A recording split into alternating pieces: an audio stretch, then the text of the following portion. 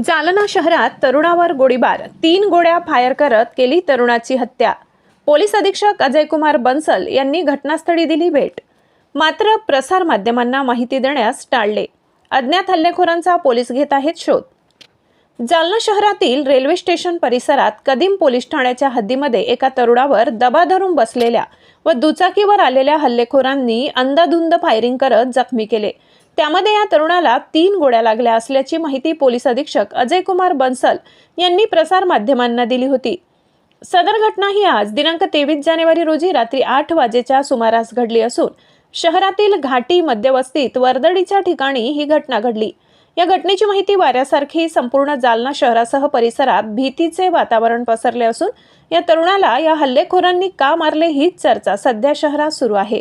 या अज्ञात हल्लेखोरांचा सध्या पोलीस शोध घेत असून जखमी तरुणाचे नाव चरण रायमलू असे असल्याचे पोलीस अधीक्षक यांनी सांगितले आहे। त्याची प्रकृती चिंताजनक असून त्याच्यावर एका खासगी रुग्णालयात सध्या उपचार सुरू होते, मात्र उपचारादरम्यान त्याचा मृत्यू झालाय। सध्या त्याचा मृतदेह जिल्हा रुग्णालयातील शवगृहात पोलिसांनी ठेवला असल्याची माहिती सूत्रांनी दिली। या झालेल्या हत्येमुळे संपूर्ण शहरात व परिसरात एकच खळबळ उडाली असून अज्ञात हल्लेखोरांचा पोलीस सध्या शोध घेत आहेत, मात्र अधिकृत माहिती पोलिसांनी प्रसार माध्यमांना देणे टाळले आहे। अब तक न्यूज महाराष्ट्रासाठी मुस्तफा पठाण, जालना।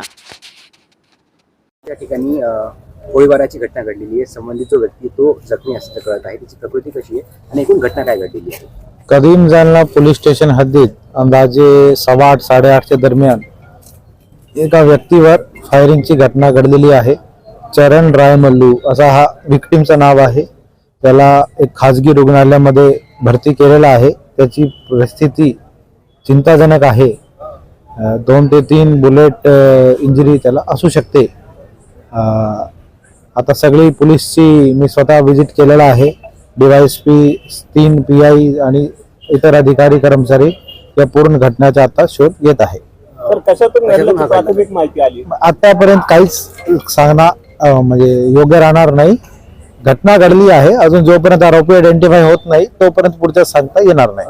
साधारण किती आरोपी होते आणि कशा प्रकारची घटना घडली? आता प्रायमा फेसी एका कुठली तरी मोटरसायकल किंवा स्कूटीवर आले 2 ते 3 2 असेल 2 किंवा 3 ॲज ऑफ नाऊ सांगता येणार नाही जोपर्यंत आयडेंटिफाय होत नाही। हा जो चरण आहे हा एकटा होता का कोणी युवक वगैरे? तो एकटा होता, त्याच्या मोटरसायकलवर होता। कारण वगैरे अजून आमचं डिटेक्ट नाही झालाय ना, आता लेटेस्ट 1 तास झालाय। आरोपी निष्पन्न झाल्यावर हे सगळं कळेल कोणी केला काय केला। सॉरी, घटनेचा परिसर वगैरे कुठला काय? हा कदीम जालना पोलीस स्टेशन हद्दीतला आहे।